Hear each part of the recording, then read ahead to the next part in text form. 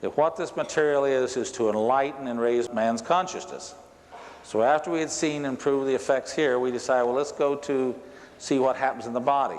How much, how long, what's going to happen? So we went to 500 milligrams. And the reason we came up with 500 milligrams is we actually took it from the ancient Vedic text. The ancient Vedic text says this is what you give to someone to get rid of any problems, any illnesses they got. And they said that you take 250 milligrams, so we said, well, we're giving rhodium and iridium, so let's make it 500, well, 250 of each. So we gave 500 milligrams to find out what would happen. And we decided, well, let's have the guy fast for 40 days. So he fasted for 9 days with nothing but water. He did a high colonic. Then he took this material at 500 milligrams for the next 40 days. Now what happened to him is after about 4 or 5 days, he begins to hear this very high frequency sound. And this continued to get louder and louder and louder. When this guy got to 5 months, we gave him 2,500 milligrams for 5 days. And what happened is the Kundalini started. Anyway, he said it got to happening more often and more often and more often. He actually got up where he's having the Kundalini experience 10 times a day. So, what happens when you have the Kundalini? Tremendous heat comes out of your body. Tremendous heat. In fact, you're sitting down, it can burn your seat. If you're laying down, it can burn your back. You actually get sores and welts. There's so much heat coming out of your body. I believe, and this is my personal opinion, but I believe that you continue to take this material until you can get the Kundalini energy to sustain itself continually. So it doesn't end, it's just continuous, all day long, all night long. And what happens is, at that point, you literally pass through it and out the other side. At that point, you literally achieve this condition of perfect phase conjugation in the body. And you are now an immortal. And this phase conjugation wave is what you must achieve. You must get enough of this in your body that there's perfect phase conjugation, and literally you become the perfected being. And you must pass through the Kundalini and out the other side, and there's no sensation anymore of the Kundalini. You literally have achieved a state where there is no time as we know it. There is no time forward, there is no time backwards. You literally become timeless. And from that point, people, where there is no time, there is nothing that we know in this material world can explain that condition, except you can see everything from that perspective. You can see the future, you can see the past, you can know the hearts and minds of others. Moreover, as this high frequency resonance becomes aligned with the biotransducer system of the body, the 7 chakras can be completely transfigured into the divine image. Literally, you can become the perfect Melchizedek priest, or the Melech Tzedek, or, if you like it, the enlightened being, the immortal. If you really have faith in this, climb in the wagon. Now, in the Bible, it talks about that the Ark of the Covenant actually levitated, and people had to hang on to it to keep it from floating away. Now, how could it levitate? Unless it was a superconductor. Okay? Now, in the ark was the stones. Now, it says that actually, when they got to Mount Sinai, that Moses went up on Mount Sinai, and they said that there was fire and smoke like a furnace was operating on Mount Sinai. You know why it seemed that way? There was a furnace operating on Mount Sinai. And there was fire and there was smoke and there was a furnace, because he was making the gold powder into the gold glass. And he came down from Mount Sinai and he went to the Hebrew people, and what had they done? They had made a golden calf. And so what did he do? He burned it to ashes and he fed it to them. This thing right here is called the white bread, or the showbread. This is talking about the manna, all the references to the manna, how much was taken, what does it mean, and it says, now the Hebrews call this food manna, for the particle man in our language is the asking of a question. What is it? So the word manna literally means in Hebrew a question. What is it? When you go to the complete works of Josephus, and it gives you the definition, of the what then is it. The word mana literally means, it translates literally to a question, what is it? That's what the word mana means. What is it? It's a jackal Anubis, which is the black jackal, which symbolically represented the digestive system. That is the Egyptian rite of passage, coming with the white bread to offer it to the digestive system. The king is offering the shefa food, if you will, or the what is it, to the Anubis or the digestive system. Remember that the Hebrews in the first temple, they had the Ark of the Covenant. They carried it on poles, and in it they had the Ten Commandments and the pot of the manna, or the what then is it. It's referred to as the manna, food of the gods, food of the spirit, bread of the presence, semen of the Father in heaven, the golden tear from the eye of Horus, or that which issues the mouth of the Creator. When we analyze using thermogravimetric analysis on the iridium, rhodium, platinum, palladium, gold, and silver, what we find is all of them superconduct, but most of them are 200, 300, 400 degrees centigrade. Gold is the only one that superconducts at room temperature. Gold will literally superconduct at body temperature. Gold is always referred to, no other metal, gold is referred to, other than this one issue where it said silver. And it's possible silver might work also, but I know gold works. Gold will be absorbed by the body. It is not a heavy metal. It will be taken in the body, and it literally will flux flow, not resonant couple now like your body function. It will flux flow within your body, and you literally will develop an aura that is maybe 50 times what you have right now. You have to fast so there's nothing else in your digestive system. You have to take only the bread of the presence of God, or whatever you want to call it, in your body in mega amounts. We're talking about at least a gram and a half of white powder. It freely will turn and adjust its spacing in your body until it literally is a perpetual resonating system that then begins to superconduct. And when it begins to superconduct, you truly will become a light being, and you will appear to glow when you walk in the room. You will be one with the Godhead, as he said. All knowledge, all past, and all future is there in the vacuum. And when you have this superconduct body, you literally are one with the Godhead. You are one with the vacuum, and you don't have to read a book. You don't have to study anything. You have all knowledge and all understanding.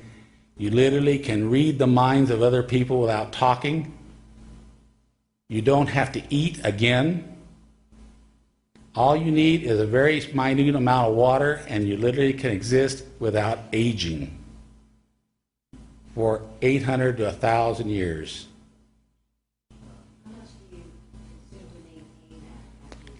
If you don't eat anything else, which you don't need to eat, because literally the energy fields around you are inducing energy into the superconducting body.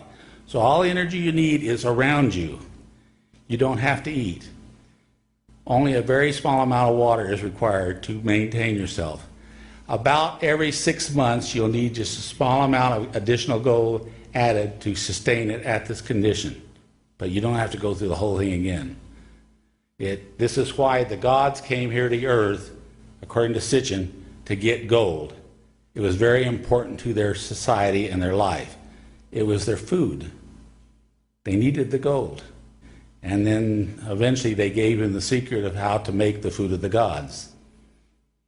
The god leader was very furious that man was given this information, because it was knowledge that only they were supposed to possess. And the knowledge of how to make the white powder of gold, which is the food of the gods, it was only known by certain people in ancient times. And those people did live for very long times. As recorded in the Bible, before the flood, people lived 800, 900, 1,000 years. And they could ascend and look face to face at God and the Creator and all their ancestors and all the people gone before them, and know all understanding of all things, and return back in their physical bodies, because they have a whole light body. Everything within that Meissner field now that comes on when it begins to flux flow is now literally timeless. The Melchizedek priests supposedly could read people's minds, they could see the future, they knew all things. In the Western world, science does not acknowledge the Meissner field around our bodies. The Meissner field is not an electrical field. It's the way people describe it because they don't have any other term, any other way to talk about it. But the aura, or the field around our bodies that exists around our bodies right now, is a non-polar field. It doesn't have a north pole, it doesn't have a south pole, it just exists around our bodies.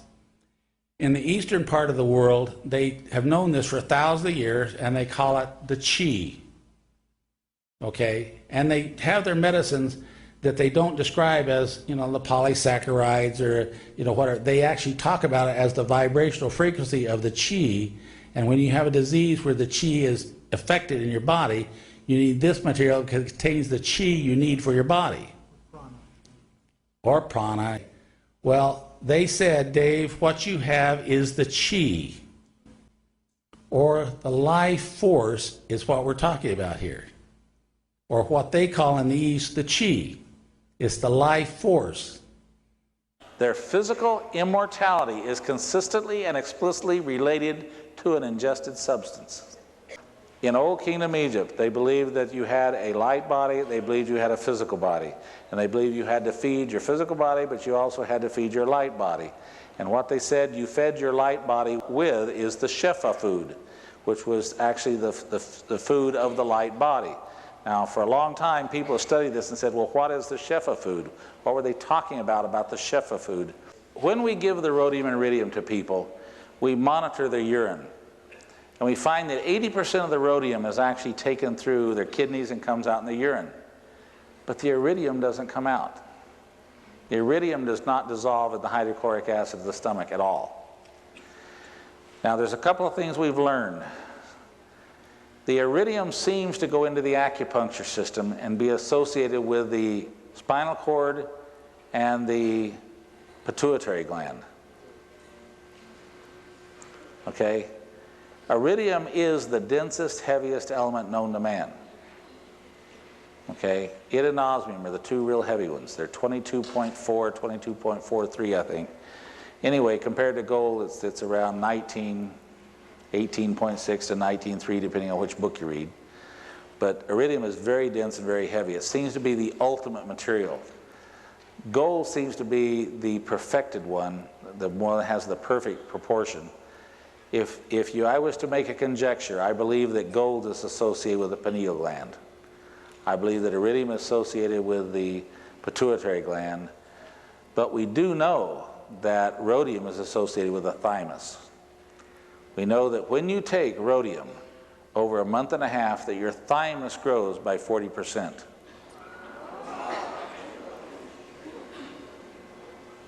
So, the thymus is a very important gland, not only because it makes the T cells, but also is associated with the consciousness, and also I believe you said it was aging, is that what you told me? Anyway, we do know that the thymus normally shrinks from age 12 on, and yet we find after a month and a half of taking this rhodium that in fact it grows by 40%. Now that's really profound. I mean, if you people have been studying, the effect of organs in the body, I believe that you will find that ruthenium, osmium, palladium, and platinum all affect certain organs in the chakra systems, or the level systems of the body. I think you'll find that those organs are affected. That these elements are actually part of just a balanced nutritional diet that we should be taking into our bodies. It's just like taking an iron pill. If you're deficient, you're just not in proper balance. You just don't get the right amount of it. I think that the key, though, here is the gold, because gold is not in your natural diet. And gold, I believe, is associated with the pineal. Okay? The concept here that we're working with, that in fact, when this guy got to the point that he began to have the Kundalini experience, he was also beginning to see these light beings. And these light beings literally were coming to him on a regular basis, and they were conveying information to him. They were teaching him. They also talk about here the Merkaba mysticism. Which a lot of you know about the Merkaba, love, spirit, soul. That's actually an Egyptian word, love, spirit, soul, Merkaba. In Old Kingdom Egypt, they believed that the Pharaoh never died. They believed that the Pharaoh ascended the stairway to heaven, or Jacob's ladder. That actually he never died, he ascended to heaven. And so the Pharaoh and the high priest never died. And do you know that they've never found the body of a high priest or a Pharaoh in Old Kingdom Egypt? They've never ever found the body of one of them. They found these edifices that they built, these structures in commemorating their rule, but they never found the body of a high priest or a Pharaoh. Because according to their text, they didn't die. They ascended the stairway to heaven. Okay, so what they're saying, people, is that your consciousness, the atoms of your consciousness, can literally travel in space-time. They can go anywhere they want to go, anytime they want. The problem is your physical body has to stay here. Now, the ancient Egyptians, I think, understood this better than anybody. They said we have a physical body that we must feed physical food to so we can grow and become what we're meant to be. But they also said we have a light body, which they call the Ka, and they said you have to feed your light body so it can grow and become what it's meant to be. Well, when you feed your light body, you're feeding your consciousness. You're actually feeding it with the asymmetrically formed high-spin states of atoms. But these atoms in your body literally interact with the DNA. They literally interact with the cells of your body. They actually interact with the, what do you call them, carbules?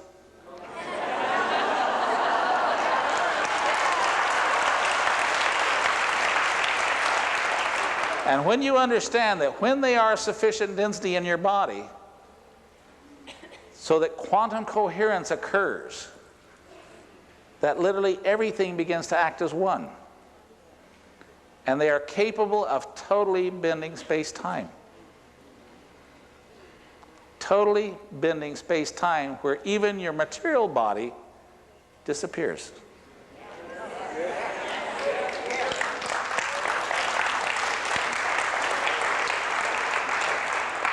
Is in Old Kingdom Egypt, they had this knowledge. And the Pharaoh and the high priest were the only ones who really knew about it. And the Pharaoh was called a son of God. It was actually taught that he was a son of God. But actually what he did is he went through the Egyptian rite of passage, where he actually became a son of God through this transformational process. Now they believed you could not lie to the Pharaoh. The Pharaoh knew all things. He was a god. And he knew whether you were lying to him or not. Okay, he wasn't a king or a Pharaoh like we think of kings. He actually was something far beyond what we know today as a king. Anyway, when you find out that in fact when they broke into the Great Pyramid and they got past the swedge block that was down blocking the entrance into it, and they got up in the Queen's chamber and then up in the King's chamber, they were so disappointed because when they got in the King's chamber there was no treasure. There was nothing but this white powder all over the ground. And so they swept this worthless light white powder up in a little sack and they put it in the British Museum. You know, what they didn't understand is that in fact the Great Pyramid was in fact where this Egyptian rite of passage was administered. And what happened is this is what they gave the king when he was in under the capstone. Now the whole pyramid was actually polished limestone, was painted in rainbow colors of light, gradation as you come up the capstone. When you got to the very top, you had the pyramidal capstone made of gold glass sitting on top of it. It was a natural superconductor literally sitting on top of the capstone, painted in all the rainbow colors. Can you imagine what that looked like at night, coming across the desert, see this huge pyramid out there just glowing at night? And tremendous. And did you know that the capstone, by being a perfect superconductor, was literally in this fifth dimension where there is no time? And so in fact the king who was in the king's chamber was within the Meissner field of the superconductor. And so when he thought, other people who were in a pyramid just like it on another solar system and another galaxy actually could communicate telepathically with him. How many books you read about it being a telecommunication device? Well, this is the way it worked. And you had to be within that field. That's why the King's Chamber is right underneath the capstone. You know, in the Dead Sea Scrolls, if you read this carefully, the Dead Sea Scrolls uncovered, you'll find out that the Essenes believed they had angels living in their community. And you find out that John the Baptist was an Essene, that many of the disciples were Essenes, and that Mary was an Essene. Who were these Essenes that could resurrect the dead, make the blind see? These were the Melchizedek priests. That with the destruction of the first temple, the Ark of the Covenant was lost, that they literally took the sacred scriptures out in the desert and set up a monk-like community where they always dressed in white, and they said, you know, we're not going to pervert the temple. We will wait here for the coming of the Messiah. That they knew by prophecy would come because they could see all truth.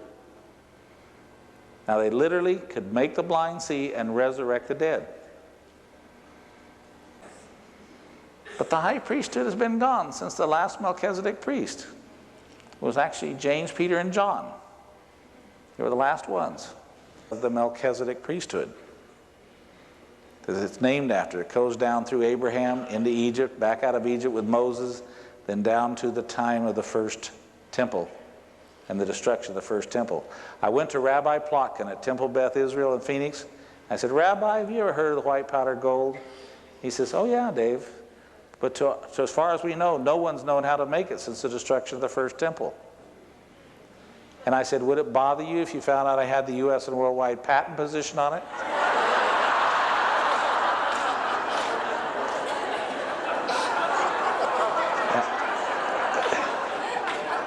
And his reaction was, Dave, you've got a hell of a bunch of decisions to make in your life, don't you?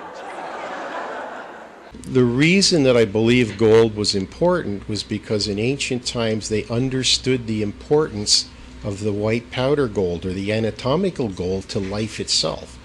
When Jesus was born, they took him frankincense and myrrh and gold. They didn't give him a brick. They gave him anatomical gold. And Mary Magdalene was the daughter of the king of Jordan, and she was also fed the anatomical gold because it works to open our minds. It's a necessary material we need to have to function. And what we're seeing with our working with ormis materials now is that people are chronically short of these. Tibetan priests are capable of attaining a certain level of theta and alpha for 20 minutes at a time. And Hudson found that people that were taking ormis without any long-term training on meditation were capable of taking the same theta and alpha ranges for 3 to 4 hours.